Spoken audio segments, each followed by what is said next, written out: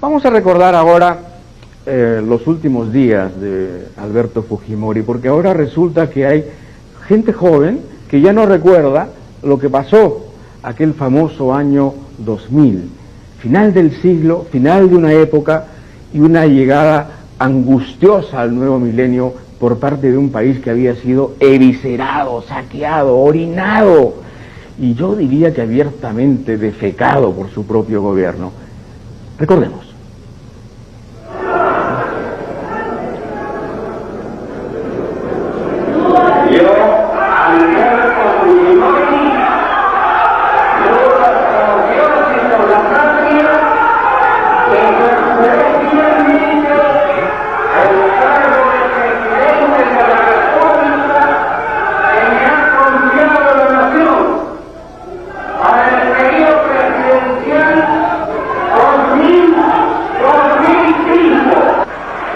Para julio del año 2000, ni Dios ni la patria apostaban ya por Alberto Fujimori.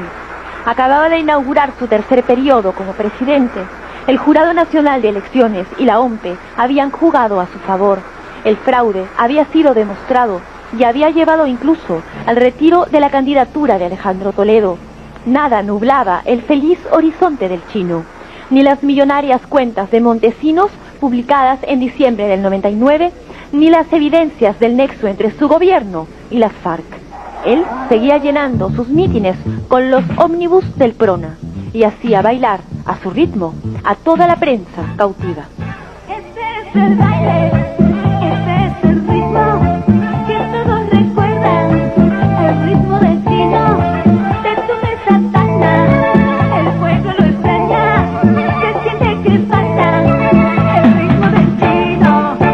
Pero el manejo de las actas no había sido suficiente para garantizar la mayoría en el Congreso. Fue así que un nuevo plan del doctor Siniestro empezó a desarrollarse. Los tránsfugas fueron apareciendo uno a uno.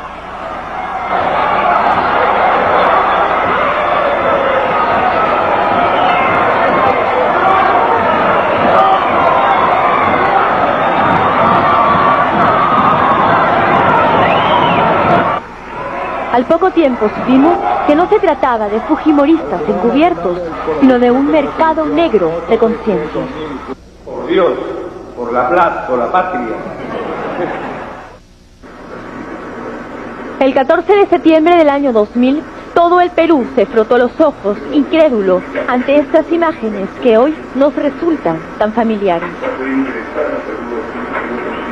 Vladimiro Montesinos compró a Alberto Curi por $15.000.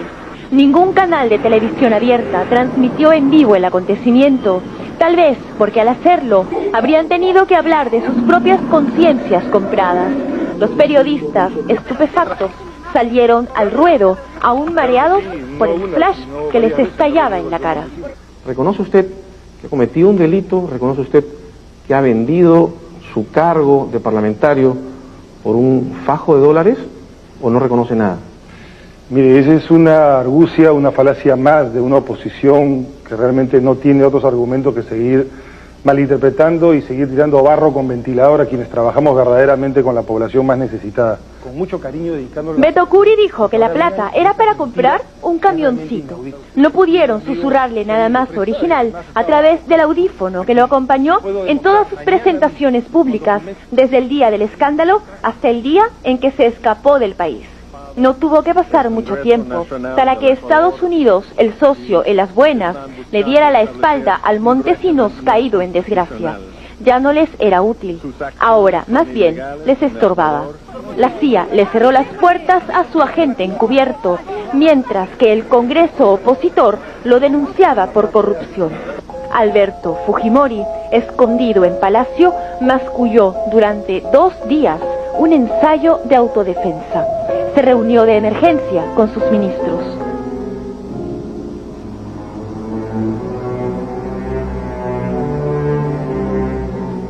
Marta Chávez, la única, cumplió con honores su rol estelar de siempre, ese que la había convertido en una de las mujeres más odiadas del país.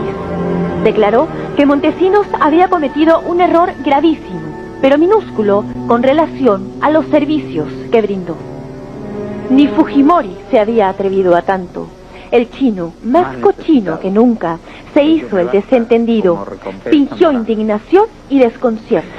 El 16 de septiembre, 2 días después del terremoto, puso su cara más dura y anunció que desactivaría el SIN, recortaría su mandato y convocaría a nuevas elecciones en las que él no participaría. Deseo que el Perú, mi país, y al que he entregado 10 años de trabajo intenso, procurando la máxima eficiencia para levantarse de sus escombros, no retroceda en términos de paz y desarrollo. El 18 de septiembre continuó la farsa. Mientras la Bolsa de Valores de Lima se derrumbaba, Montesinos acudía al Ministerio Público para fingir que se ponía a derecho, y Keiko sudaba la gota gorda para defender a su papi colgada de las rejas de Palacio.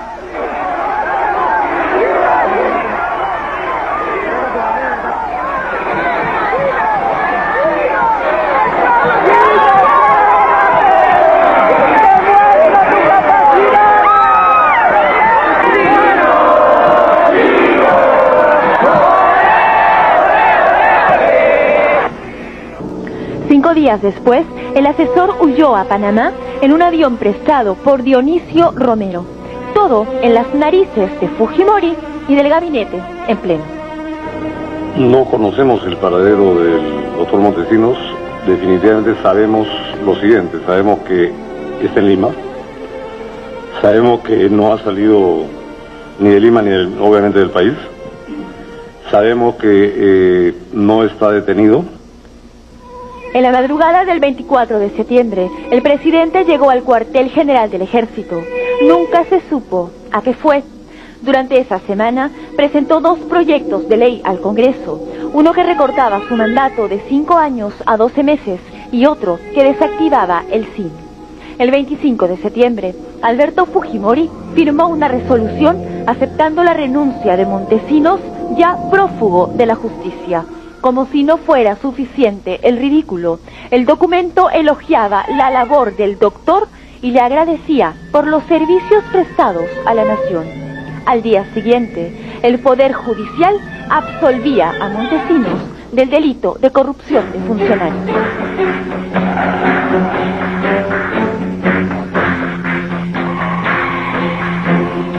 Para mediados de octubre, el doble juego de Fujimori desconcertaba hasta a sus propios seguidores. Montesinos acababa de abandonar Panamá y había aterrizado en Pisco con el permiso del todavía presidente. El DOC se daba el lujo, inclusive, de conceder entrevistas radiales. ¿Y por qué no? Si el propio César Gaviria le tramitaba los asilos y le negociaba las impunidades. A pesar de la solicitud de asilo formulada por el señor secretario general de la OEA y de varios señores presidentes de América Latina para lograr que se me otorgue el estatus de asilado en Panamá, esto no pudo concretarse. De lo contrario, tengan ustedes la seguridad que me hubiera quedado en Panamá. Pero habiéndose vencido los 30 días de mi permanencia que la ley me permitía, y sabiendo que varios grupos de organizaciones de Sendero Luminoso, del MRTA y del narcotráfico que están en Panamá estaban llegando no solamente para hacer un reglaje, sino para atentar contra mi vida, es que decidí regresar a mi patria. Estando yo en Guayaquil, el propio señor presidente me llamó por un teléfono celular que me fue proporcionado por las autoridades en Guayaquil y conversó personalmente conmigo en presencia del piloto, copiloto de la aeronave y de las otras 3 personas que me acompañaban. Y en ese momento dio las instrucciones para que el avión pudiera aterrizar en la localidad de Pisco. Mientras esto ocurría, Alberto Fujimori condicionaba su renuncia a la aprobación de una ley de amnistía que favoreciera a militares implicados en violaciones a los derechos humanos y al narcotráfico, y que limpiara también cualquier delito cometido por funcionarios públicos. Pero la cura en salud no resultó, pues el pedido fue rechazado de plano. Al mismo tiempo, el ritmo del chino adquiría otras cadencias. Entraba a su etapa más cantinflesca, con una cacería al estilo Far West. Para quienes habían sido sus periodistas escogidos, esto fue un drama y no una parodia. A las 5 de la tarde ingresó al Club El Bosque en Chosica, acompañado por su guardia de seguridad. Sin embargo, de un momento a otro, el auto presidencial salió del club privado rumbo a Lima, pero al llegar al puente Los Ángeles, en Chaclacayo, se desvió por una calle polvorienta. Fue entonces que se le vio con el rostro desencajado. Ya, que salga este bozo. Presidenta. Espera. Entre hacia.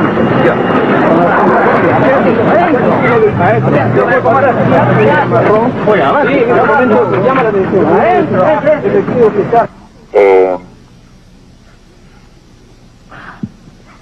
No se ha logrado su ubicación. Los comandantes generales. Fujimori decidió cambiar a los comandantes de las Fuerzas Armadas y al ministro del Interior. 24 horas después, Montesinos volvió a escaparse del país en un velero llamado Carisma y en las narices de su cómplice, para quien el ridículo era ya un estilo de vida. Hay una división, sí señor, los absalonistas y nosotros. Los otrora todopoderosos escuderos del Congreso se arrebataban unos a otros los restos del poder. Luz y Marta ofrecían la cabeza de Absalón a cambio del alma salva del presidente en picada. En este momento nosotros también pedimos que nuevamente se vuelva a la revisión del caso de las firmas, porque si ese es el motivo por los cuales se están entrando en componendas para luego tener impunidad, o con la oposición, o con algunos grupos, o personajes extraños al Parlamento, nosotros ratificamos que este tema de las firmas vuelva a ser revisado. El comandante Ollanta Humala contribuyó a la confusión con sus buenas intenciones democráticas. Su levantamiento al sur del país no obtuvo mayor respuesta de unas fuerzas armadas acostumbradas al látigo de la corrupción. El 2 de noviembre, Suiza comunicó al Perú que Montesinos tenía en ese país 3 cuentas con 48 millones de dólares. Fujimori retó la inteligencia de los peruanos una vez más. Dijo que no conocía de las actividades ilícitas del asesor y nombró a José Ugas como procurador público. Blanca Nelida Colán abandonó el cargo al que se había atornillado durante todo el gobierno fujimorista. Gracias a eso, entre el 4 y el 7 de noviembre, el Poder Judicial empezó a despertar. El todavía presidente intentó otra salida a su estilo. Allanó el departamento de Montesinos en San Isidro, amparado en la autoridad de un fiscal falso. El ministro Fernando de Anderas se prestó al circo de anunciar los hallazgos. 40 maletas con documentos, joyas, videos y libros. 2 días después, Fujimori mostró su botín. Ladrón que roba a ladrón tiene 100 años de perdón. Esa debió ser su idea inspiradora. Los relojes que aquí se presenta como un simple mostrario probablemente tenga un valor superior al $1 millón. El 11 de noviembre, Cambio, la revista colombiana, demostró en un documentado reportaje que Roberto Escobar, hermano del narcotraficante Pablo Escobar, había financiado la campaña electoral de Fujimori previa coordinación del asesor todopoderoso. Si ya había pensado en escapar, esta noticia fue tal vez el empujón decisivo. La huida ya estaba programada y para llevarla a cabo, el presidente fue una vez más fiel a su estilo. El mismo día que el Congreso destituía a Marta Hildebrand de la mesa directiva y que el ministro Salas inventariaba sótanos en el CIN, Fujimori viajaba al Sultanato de Brunei para asistir a una cumbre presidencial. Partió subrepticiamente, desviando la atención de la prensa con un operativo en Playa Arica.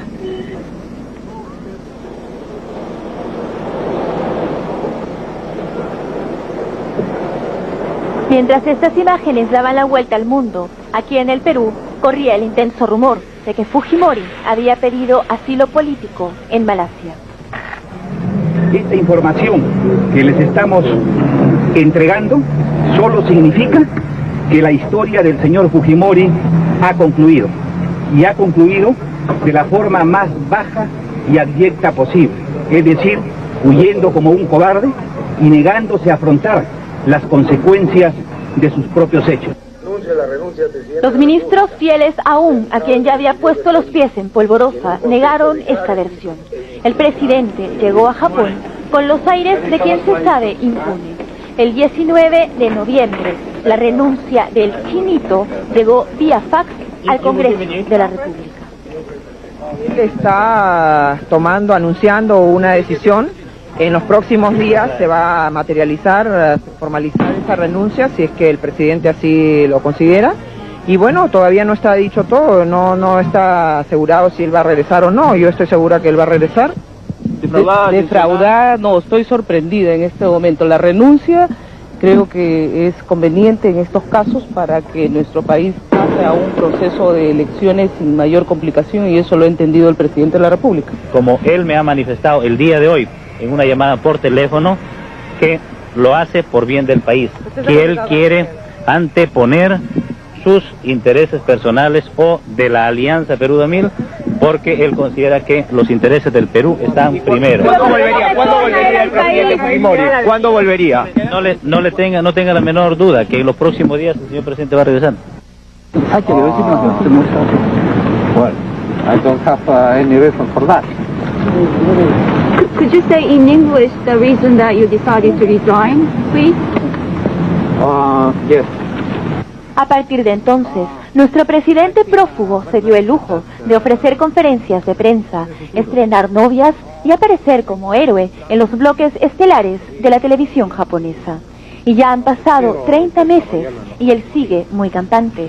Y nosotros aquí tratando de mantener vivo su recuerdo para que algún día podamos por fin tenerlo nuevamente entre nosotros y decirle: buena, Chinito, la hiciste linda, pero ahora sí te llegó la hora.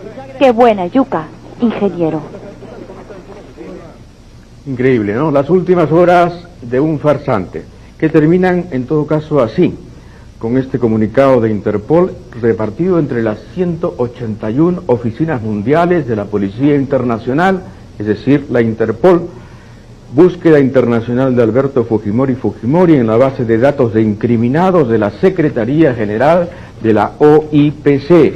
Y está así, esta es la versión inglesa y esta es la versión castellana. Apellido nominal efectuado, Fujimori, nombre Alberto. Respuesta en la base de datos, Fujimori Alberto, sexo varón, fecha de nacimiento 28 de julio 38, edad 65, país de nacimiento Perú, lugar de nacimiento Lima, nacionalidad Perú y Japón, identidad no confirmada, información criminal, estatuto, buscada, historia criminal, miembro de organización delictiva, falsificación, alteración, defraudaciones relacionadas con el sector público, asesinato, agresión, secuestro, Sistema de Información Criminal Interpol, número de expediente 2003-93-87. Así, esa es la ficha internacional de Alberto Fujimori.